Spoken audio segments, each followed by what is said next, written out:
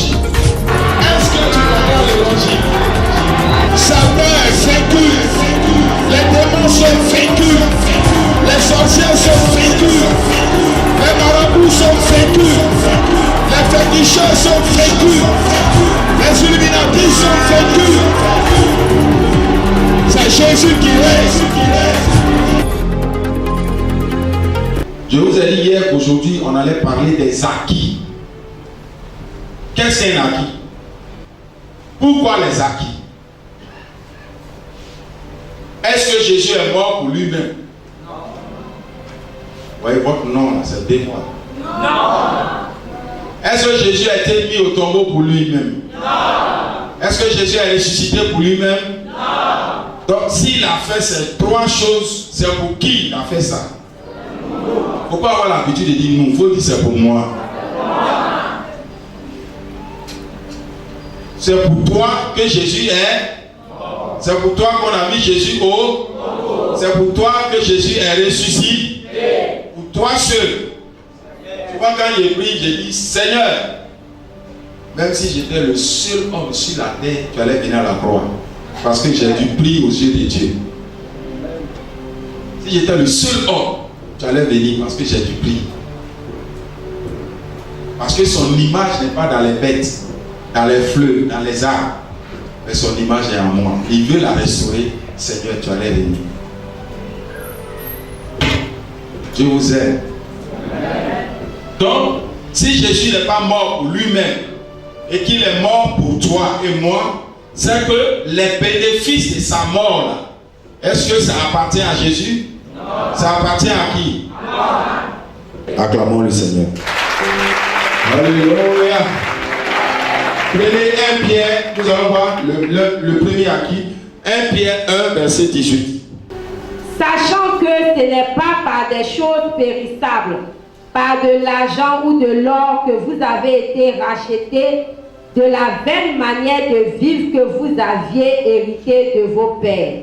La Bible dit, nous avons hérité de vaines manières de vivre de nos pères. Vous savez, un chrétien, d'abord, le premier acquis ici, c'est que nous avons été rachetés. Quand on dit tu as été racheté, ça veut dire que tu as été acheté 2 fois. C'est ça, non? Tu as été acheté, bon, dans la figure que nous allons donner, nous n'avons pas été achetés 2 fois. Mais quand on dit racheté, c'est quelque chose qui t'appartenait, que tu rachètes, qui t'a échappé, qui n'est plus pour toi. Pour avoir ça, tu payes un prix. Dieu est en train d'expliquer quoi? Dieu est en train d'expliquer qu'en Adam, nous étions sa propriété. On appartenait à Dieu. Mais quand Adam et Ève ont désobéi à Dieu, nous sommes devenus la propriété de qui? De Satan. Il pouvait nous faire ce qu'il veut. Il pouvait nous utiliser comme il veut. Nous sommes sa propriété.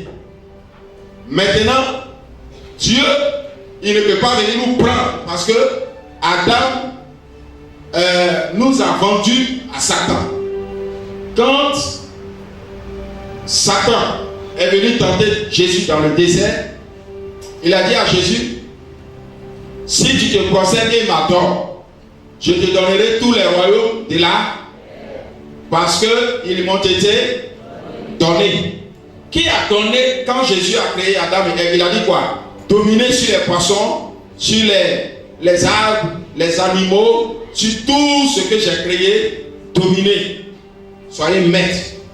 Donc en désobéissant à Dieu, pour obéir à Satan, tout ce que Satan a hérité de Dieu, vous me répétez, comme héritage, a obtenu de Dieu comme héritage, tout cela est devenu la propriété de Satan.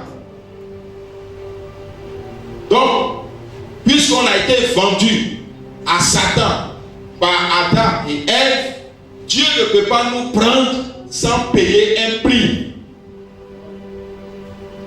Dieu est légaliste, Dieu est juriste. Dieu connaît, ouais, il y a la juridiction dans la Bible.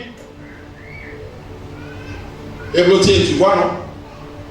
en termes de justice. Toi, tu comprends mieux ce que je suis en train de dire. C'est-à-dire que on était la propriété de Dieu. Adam et Ève nous ont vendus à Satan. Donc, Dieu doit poser un acte de rachat. Satan a besoin d'un droit. Si Dieu nous veut à nouveau, il ne peut pas nous arracher à Satan comme ça, parce que Satan lui a dit que tous les royaumes de la terre, Adam et Ève, ils m'ont donné ça. Donc tu ne peux pas les prendre comme ça. Et le prix que Dieu va prendre pour nous racheter, la Bible dit que ce n'est pas un prix périssable. Ce n'est pas de l'argent, ce n'est pas de l'or. Mais c'est quel prix?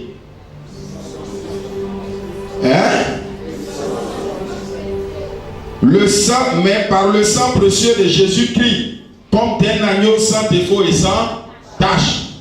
Donc, c'est par son sang qu'il nous a rachetés. Pourquoi par son sang? Parce que la vie de la chair, de toute chair, se trouve dans le sang. Maintenant, il y a quelque chose qui sort ici. Il dit, donc vous comprenez que le premier acquis, nous ne sommes plus la propriété de qui? Donc où tu es assis là, Satan n'a pas le droit de te toucher. Mais comme c'est un bandit, il va vouloir te toucher. Mais toi, en tant que racheté, tu dois comprendre dans ton esprit que Satan n'est plus ton propriétaire. Dis avec moi, je le suis. Satan, tu n'es plus mon propriétaire. J'ai été racheté à un grand prix. Par le prix du sang de Jésus-Christ. Comme du sang d'un agneau sans tache et sans défaut. Gloire à Dieu. Gloire à Dieu. Je suis en train de te faire du bien ce soir. La puissance de l'évangile nous délivre de la puissance des ténèbres. Vous allez voir dans Colossiens 1, verset 13. Un deuxième acquis de l'œuvre achevée de Christ, qui nous a délivrés de la puissance des ténèbres et nous a transportés dans le royaume du Fils de son amour. Qui nous a délivrés de la puissance des ténèbres et nous a transportés dans le royaume du Fils de son. Nous n'appartenons plus au règne de Satan. C'est ça la puissance des ténèbres. Il dit quoi? Dieu nous a délivrés de la puissance des ténèbres et il nous a transportés dans le royaume du Fils de son amour. C'est pourquoi il dit, vous êtes un royaume et des sacrificateurs. Regardez, ce qui peut arriver à un païen ne peut pas t'arriver. Ce qui doit arriver à un païen, ça ne peut pas. Je vais vous donner un témoignage. En 2010, quand la guerre a commencé, j'élève toujours des lapins, j'élevais des lapins. Donc ça signifie que les usines qui produisent les granulés, c'est-à-dire la nourriture des lapins, les usines là-bas fermées. Les gens m'ont dit, il y a des gens qui vendaient leurs lapins à ils vendaient à combien? À 3000, à 2500, de gros lapins. Les gens m'ont dit, il faut vendre, tu ne vas mourir. J'ai dit, ils ne vendent pas. On dit, il faut vendre, j'ai dit, ils ne vendent pas. C'est dans la crise là, on mangeait bien chez moi. On a été l'une des rares églises à commencer à faire les cultes avant même que la situation ne soit calme. Vrai ou faux? Ici. Parce que ce qui fait peur à un chrétien, à un païen, ça ne ferait pas un chrétien. Parce que tu as été racheté. J'ai dit, je me suis arrêté sur la chair ici. J'ai dit, je voyais la guerre, j'ai dit, la guerre qui arrive, aucun chrétien de cette église ne mourra. À ce moment, on les appelait les rebelles. Ils ont pris un policier qui était ici. Ils l'ont amené à Port-Côte. Au moment où ils vont tirer là, une femme a crié, mais je connais lui là. Et quand il dit, lui, c'est un homme. Il dit, il connaît lui là. Il dit, il le connaît. Là, il le connaît, c'est un policier, il n'a pas d'amour à faire là. Il dit, ah bon, il faut partir. Puis il est parti. C'est qui le frère? C'est quoi David dit? Quand il marche dans quoi? La vallée de l'ombre de la. Il fait quoi? Il ne craint aucun. Car tu es avec moi. Ta houlette et ton bâton me. Tu as été délivré. C'est-à-dire que la puissance que Satan avait pour te faire souffrir, tu n'es plus esclave de cette puissance. Satan ne peut plus te faire souffrir. Il ne peut pas faire échouer ton commerce. Il ne peut pas faire échouer tes projets. Il ne peut pas. Tu n'es plus sous son emprise. Ce que Jésus a fait, il t'a arraché du monde de Satan.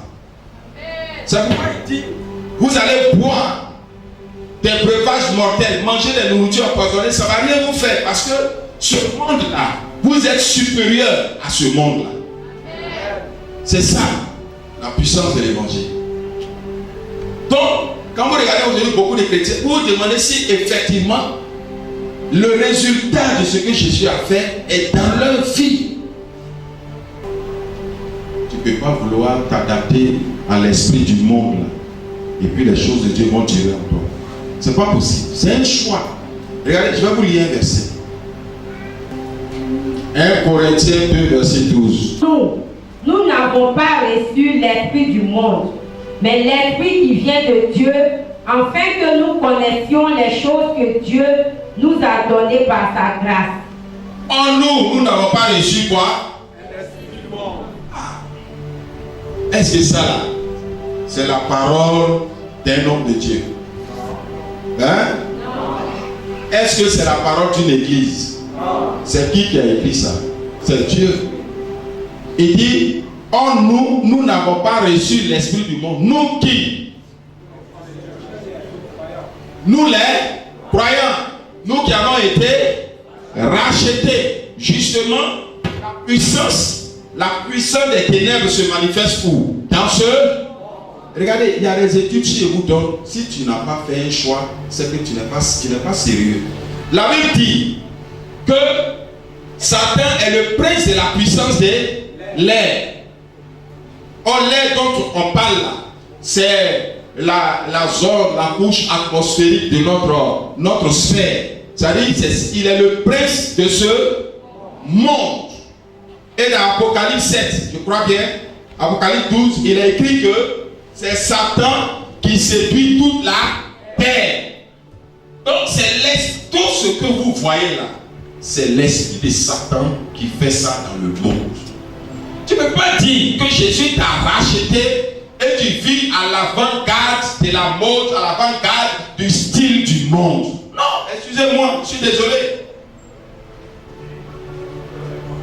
Je suis désolé, c'est pourquoi ça ne fonctionne pas chez certains. Ils ont été rachetés, ils sont dans l'église, mais en même temps, ils vivent avec l'esprit du monde.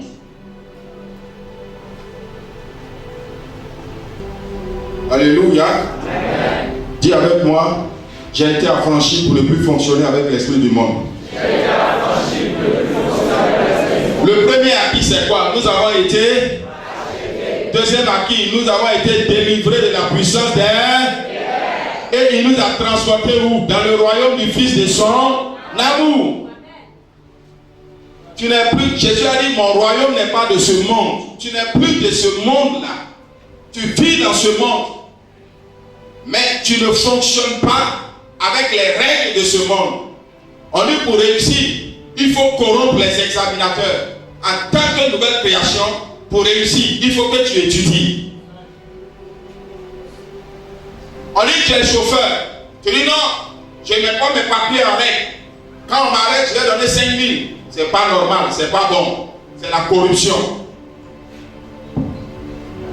La nouvelle création ne fait pas ça. Parce que le chrétien, tout ce qu'il fait a un impact sur le royaume. Ok. Nous avons été rachetés à un grand. Nous avons été délivrés de quoi? Non, je ne vous entends pas. Et nous avons été transportés où? Dans le royaume de...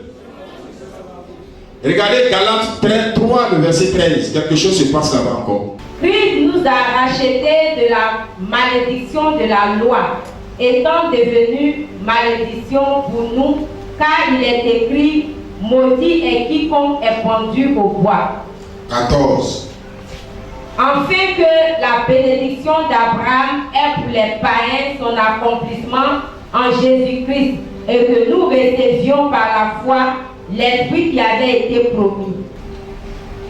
Dans l'évangile, quand tu es évangélisé, et puis tu acceptes l'évangile, c'est-à-dire tu donnes ta vie à Jésus, tu dis maintenant, Jésus, je t'accepte comme mon Seigneur et mon Sauveur. Je renonce à ma vie. Seigneur de dit maître, je renonce à ma vie. Je suis prêt à marcher avec toi, quelles que soient les conséquences, qu'on me rejette ou pas, qu'on m'aime ou pas, dans la pauvreté comme dans la richesse, dans la joie comme dans la tristesse.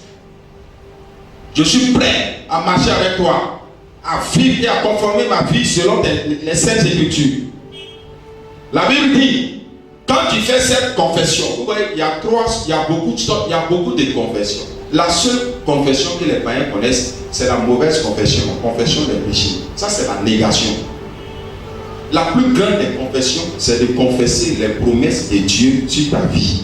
Chaque jour, il faut confesser la parole de Dieu sur ta vie. Vous ne connaissez pas ça? Toujours quand toi tu pries, Seigneur, pardonne-moi. Il y a des gens qui disent, Seigneur, pardonne-moi pour les péchés que j'ai commis et pardonne-moi pour les péchés que j'ai commis, que je ne sais pas que j'ai commis. Est-ce qu'il n'y a pas des gens qui prient comme ça? Mais ça, c'est un mensonge. Tu es en train de te culpabiliser. Quel péché tu as commis et pourquoi tu te culpabilises? Pourquoi tu te culpabilises? Ah, peut-être, Seigneur, j'ai parlé mal à quelqu'un, peut-être j'ai dit quelque chose qui a fait. Si c'est ça, c'est que toi, tu ne vas jamais adorer Dieu.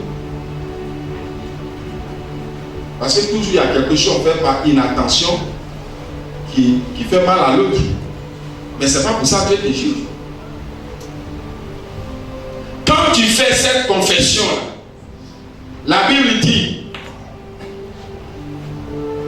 alors que la nouvelle naissance se produit, la malédiction de la loi, c'est Israël ceux qui étaient le peuple de Dieu. Et la loi que Israël avait condamnait les autres nations. Parce que les autres nations n'avaient pas droit à cette loi. Donc la loi était un jugement pour les autres nations. Donc les autres nations étaient sous la coupe de la loi de Dieu. Parce que Dieu ne leur a pas dit d'observer ça. Tout ce qu'ils faisaient était contre la loi. Donc la malédiction était dans les autres nations. Regardez par exemple Sodome et Gomorrhe. Regardez par exemple les Égyptiens. Regardez par exemple les Samaritains. Regardez par exemple certains peuples de l'Ancien Testament. Comment les gens se tuaient, comment les gens mangeaient leurs enfants, sacrifiaient leurs enfants. Ils étaient du coup sous la malédiction de la loi. Et nous aussi, les autres nations, peut-être qu'on ne mangeait pas nos enfants, mais on mangeait en esprit. On tuait les gens en sorcellerie. On était sous la malédiction de la loi.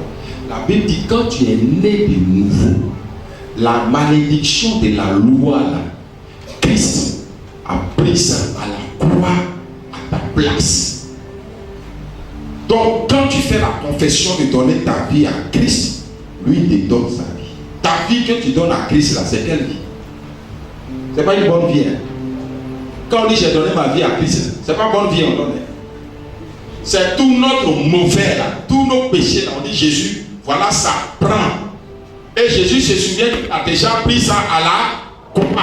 C'est pourquoi quand tu dis prends ma vie telle que je suis, Jésus dit ok, je l'ai déjà fait. Mais comme c'est aujourd'hui tu prends conscience que je l'ai déjà fait, tu m'acceptes, tu es pardonné. Donc de coup, la malédiction de la loi qui était sur toi elle disparaît. Pourquoi? Parce qu'à la croix, la Bible dit Jésus s'est chargé de quoi? La malédiction, nos malédictions. Donc, on ne peut pas te dire que tu ne travailles pas parce que dans ta famille, il y a une malédiction. On ne peut pas te dire que tu es pauvre parce que dans ta famille, il y a un esprit de pauvreté. S'il y a un esprit de pauvreté dans ta famille, en tant que nouvelle création, l'esprit là-bas est joué sur toi. Dis Amen.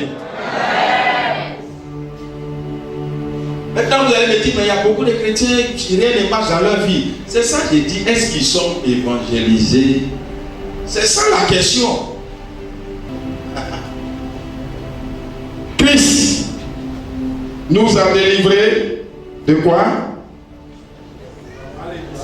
Nous a racheté de la. Vous voyez? S'il nous a racheté de la malédiction, ça veut dire quoi? Que lorsque nous étions en Adam, chez Satan, nous étions tous maudits. Nous étions tous maudits. Mais il nous a rachetés de cette malédiction. Donc, s'il y a des choses encore qui te fatiguent, ça y est dans ta famille, esprit de pauvreté, esprit de non-avancement, esprit de retard, ça y est encore dans ta vie, il faut revoir. Faut revoir.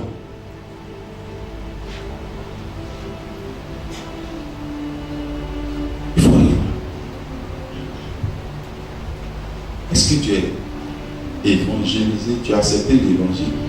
Parce que c'est la puissance de Dieu pour sauver quiconque. Sauver, c'est pas sauver de l'enfer seulement. Sauver en grec signifie sozo. Et il y a plusieurs dimensions dans sozo. Il y a sauver de la misère qui est sozo. Il y a sauver de la pauvreté qui est sozo. Il y a sauver de la malédiction qui est sozo. Il y a sauver de l'échec qui est sozo. Il y a sauver de l'enfer qui est sozo. Il y a sauver du péché qui est sozo. Mais quand le chrétien parle de sauver, il voit même dans le paradis. Non.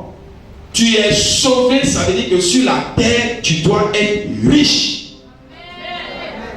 Tu dois être sozo dans la richesse. Tu dois être sozo dans ton commerce. Sozo doit se voir dans ton travail. On doit augmenter ton salaire. Ça ne veut pas ici. Les salaires augmentent. Il y a un qui est venu me voir hier, il est venu me dire, ah, le salaire a augmenté, ce qu'ils ont mis dessus la papa, voilà ça. Il dit, ok, Dieu merci, que Dieu te bénisse, fais-toi à genoux, on va prier. Et alors on augmente le salaire 3 fois ici. C'est sozo. Mais comment sozo ne s'applique pas à toi, ta vie? C'est ça. Il faut, écoutez-moi, la vie, si vous voulez être heureux avec Jésus, lisez la Bible et puis soyez sincères. Tu te coupes, Jésus dit, si vous savez ces choses, vous êtes heureux, pourvu que vous les mettez en pratique. Quand on t'enseigne, on dit, si tu acceptes le Christ, ton esprit ne doit plus fonctionner avec le monde. C'est un choix. C'est un choix.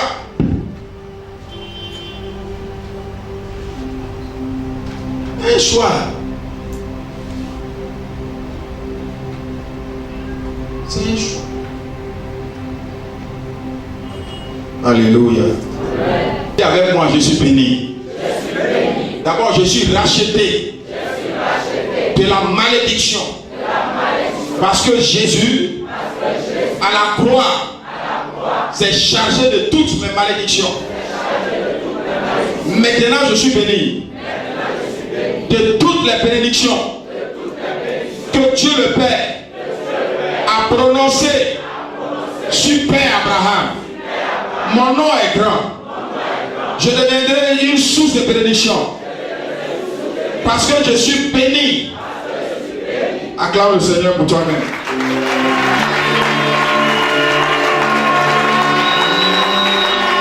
Alléluia.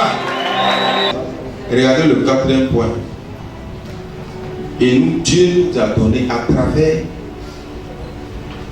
la croix, Dieu nous a donné la supériorité et la domination sur Satan et ses démons.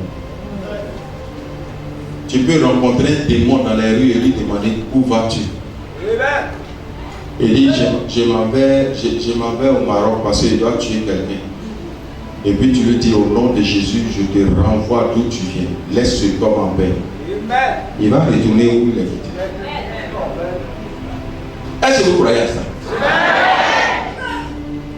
Smith Wigglesworth, un londonien, cordonnier, que sa femme a appris à lire avec la Bible. On dit qu'il est l'apôtre le plus grand après les 12 apôtres de Jésus. Il avait des méthodes bizarres. Quand tu as mal à la dent, il te gifle et puis tu es guéri.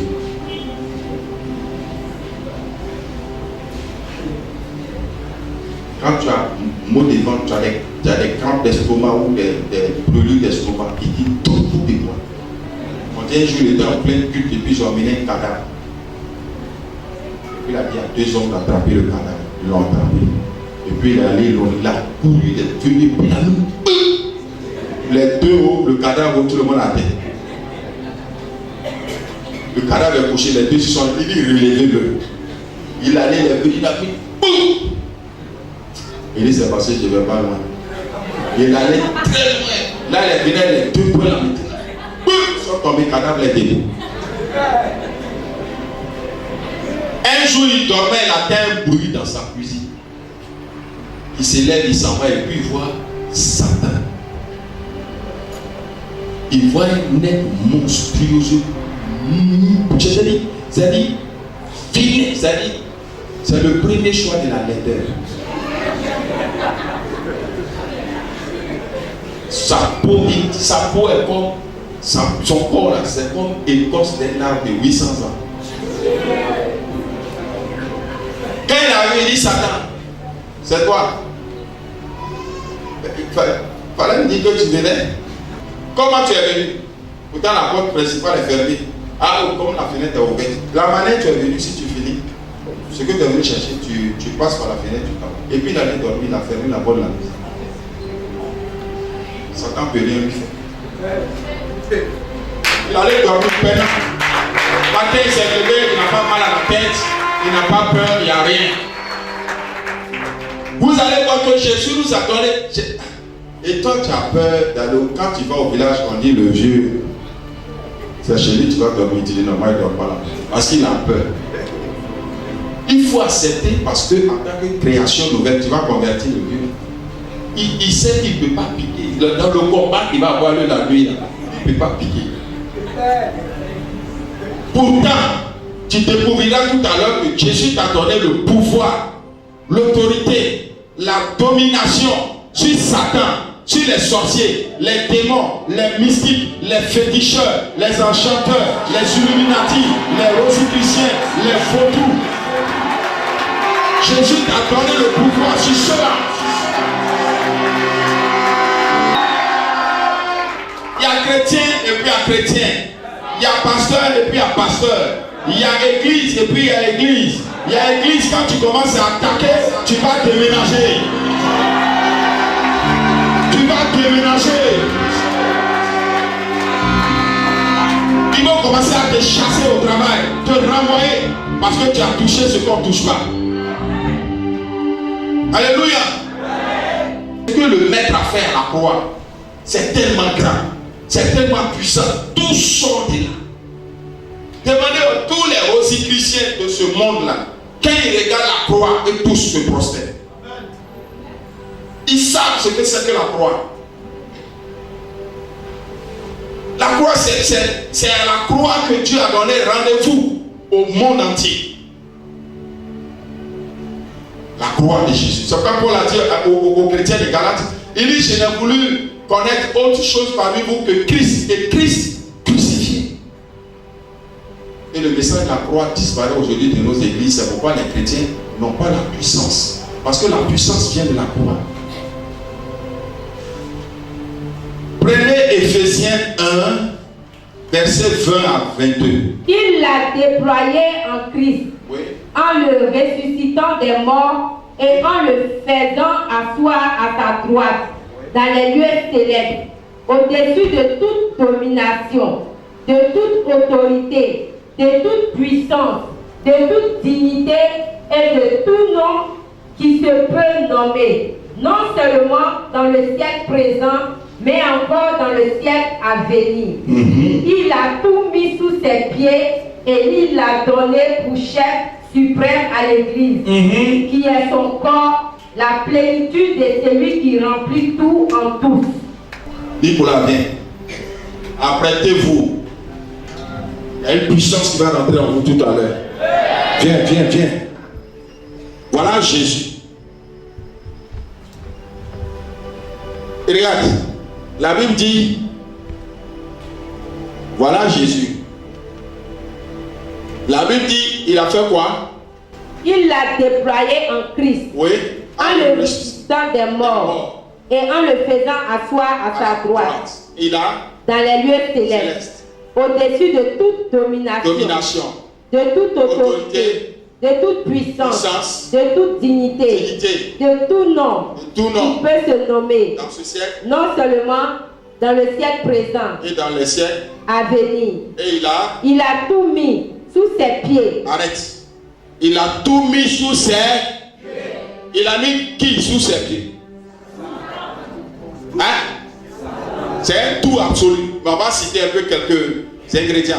Il a mis les noms que tu as cités là. Il a mis les dominations sous ses pieds.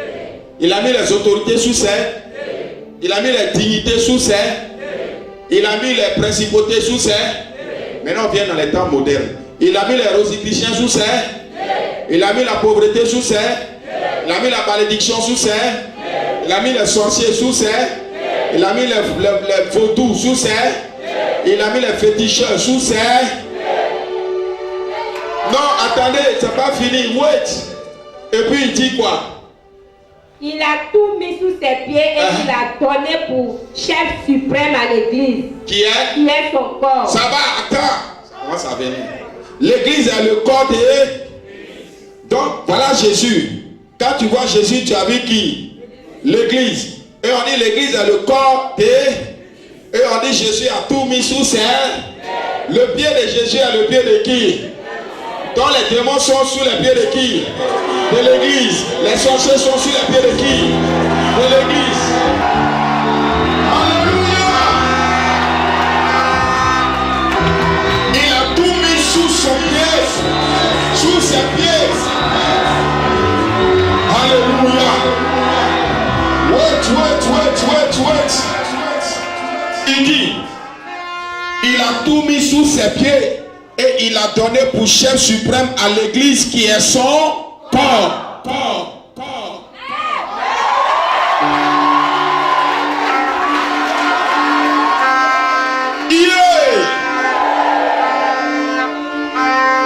Ton pied est le pied de qui? Jésus.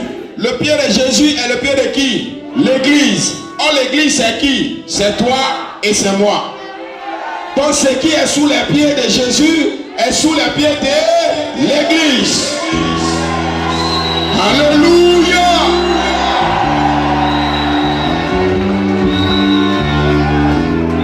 Donc aucun démon ne doit te résister. Aucun sorcier ne doit te défier et vivre. Aucun mystique ne doit te défier et vivre. Aucun vaudou, aucun rosicrucien ne doit te défier et vivre. Alléluia. C'est ça ton acquis. C'est ça ton acquis.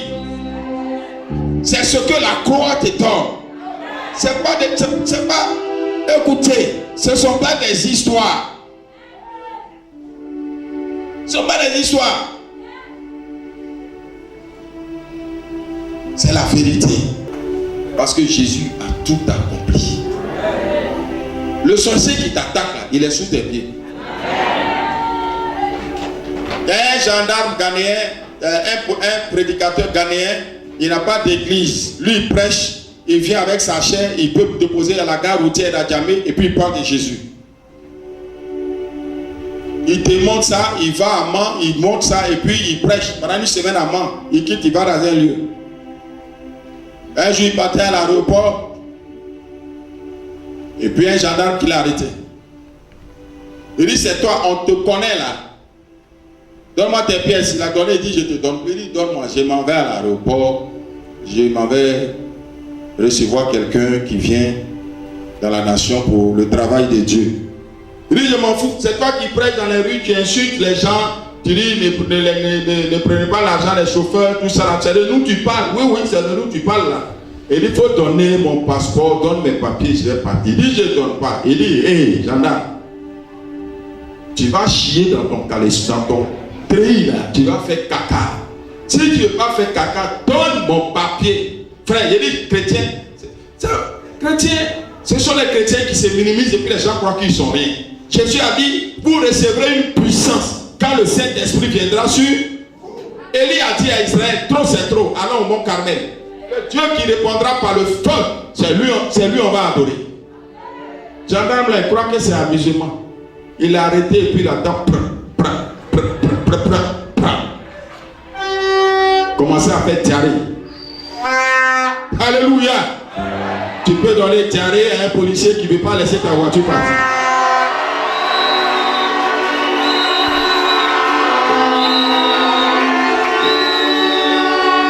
Tu es dans Dina, écoute-moi bien, tu es dans Dina.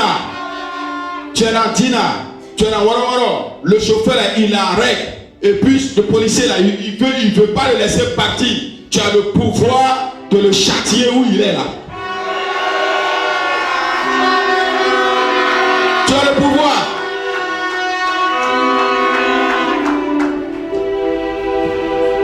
Alléluia. Dis avec moi.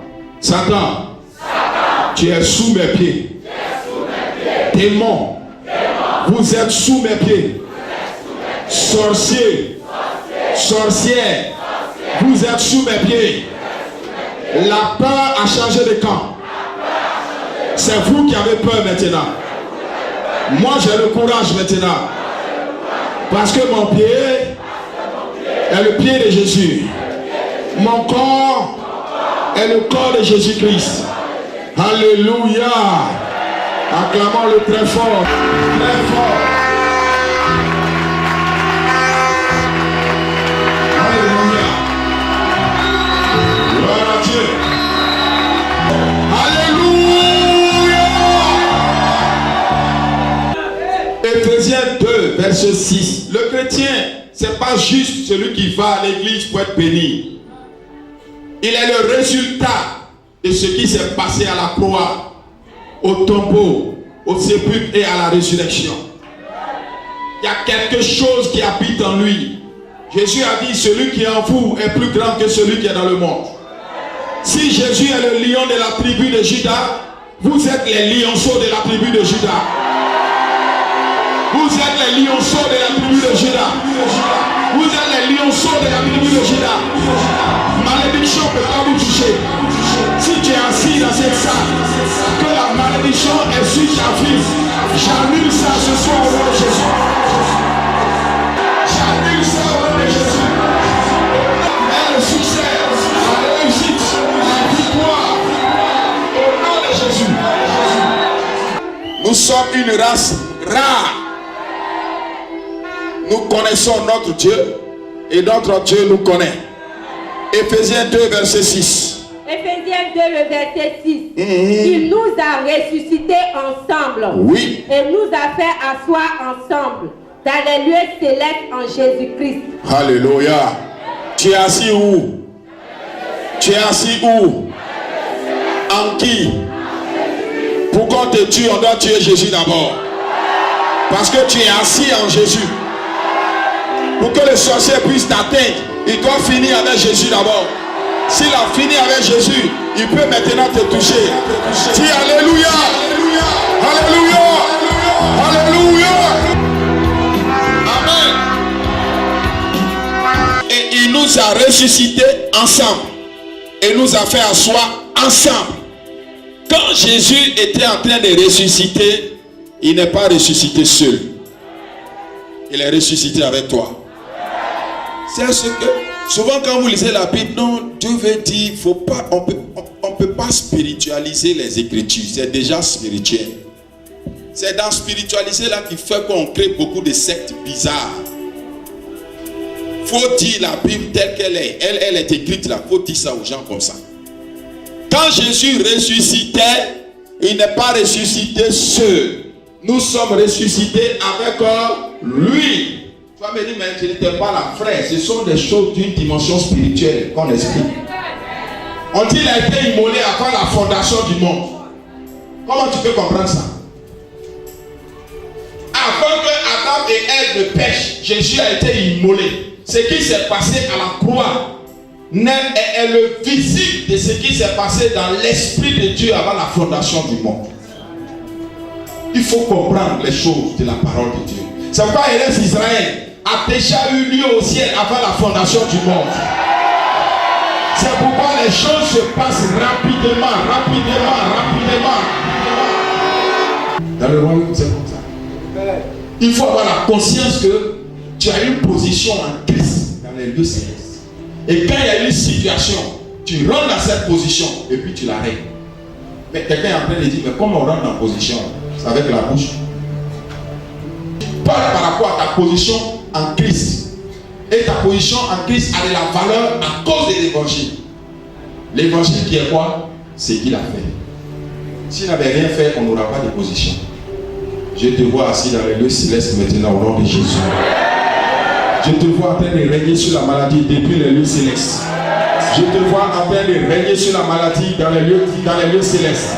Je te vois en train de régner sur la pauvreté depuis les lieux célestes. Je te vois en train de régner maintenant sur la mort depuis les lieux célestes.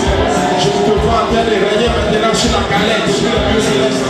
Je te vois en train de régner maintenant sur la misère depuis les lieux célestes. Depuis les lieux célestes, tu gouvernes les choses de la terre. Depuis les lieux célestes, la paix, la joie, le bonheur et la grâce t'accompagnent et t'accompagneront tous les jours de ta vie jusqu'à ce que le Seigneur revienne. Amen.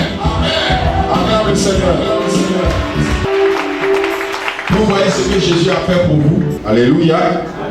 Voilà. 2 Pierre, combien? 2 Pierre 1, verset 4. Lesquels nous assurent de sa part les plus grandes et les plus précieuses promesses, afin que par elle, vous deveniez participants de la nature divine. I like it. J'aime ça. Et regardez le chrétien. Viens ici. Descends. Quand il est païen, il a la nature de qui? Adam. Et puis ça. Quand il devient chrétien, il a la nature divine. La nature divine, là, peut-être vous ne savez pas ce que ça signifie. Dieu, tout Dieu, c'est pas moitié Dieu. Quand le Dieu habite en nous, il y en a qui croient, il prend un peu et il met dans l'huile, il prend un peu de l'huile, il met. Non. Si tu as acheté Orangina, tu veux servir les gens, même bouteille, tu donnes un peu ici, un peu, c'est pas comme ça. Tout Dieu est dans lui, tout Dieu est dans moi, tout Dieu est dans le pasteur. Dieu vous bénisse au nom de Jésus. Veuillez vous tenir debout. Et alléluia, 3 fois. Acclame maintenant aussi longtemps que ceci. Te disons merci parce que nous savons qu'en nous tu habites et que tu vis par ta sagesse, tu vis par ton intelligence, tu vis par ta connaissance, par ton savoir, par le discernement que tu as de toutes choses. Merci pour ton nom, merci pour ta bonté, merci Père, que les séraphins t'exaltent, que les anges te louent, que les archanges te louent. Béni soit ton Saint-Nom, que les anges supérieurs en force et en gloire t'exaltent, et que de ton trône retentissent des louanges éternelles. Oh Dieu, sois célébré pour le salut éternel que tu nous accordes.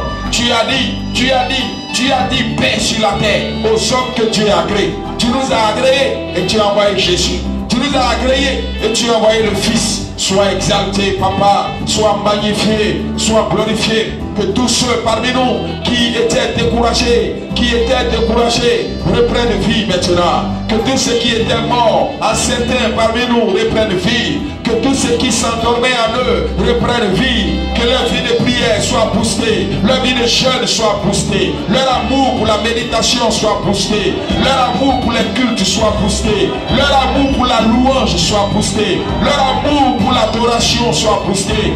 Qu'ils soient des boules de feu dans le camp du diable, qu'ils soient des boules de feu dans le camp du diable, qu'ils soient des flèches dans le camp du diable, qu'ils soient des flèches dans le camp du diable, qu'ils soient des flèches dans le camp du diable, qu'ils soient des flèches dans le camp du diable, qu'ils soient des héros comme David, qu'ils soient des héros comme David, des vainqueurs comme Daniel, des glorieux comme Joseph. Sois béni, Seigneur. Je vois ta bénédiction sur ton peuple. Je vois ta bénédiction sur ton peuple. Je vois ton succès sur ton peuple. Je vois ta victoire sur ton peuple. Je vois ta bénédiction sur ton peuple. Je vois ton succès sur ton peuple. Je vois ta réussite sur ton peuple. Que tous les acquis de la croix soient leur partage. Au nom de Jésus. Que tous les avantages de la croix soient leur partage. Au nom de Jésus. Plus jamais de maladie. Plus jamais de pauvreté. Plus jamais de misère. Plus jamais de défaite. Plus jamais de chagrin. Oh Seigneur, bénis-les, bénis-les, bénis-les, bénis-les, bénis-les. Bénis-les, Père. Bénis-les. Au nom de Jésus. Amen. Acclamons le Seigneur.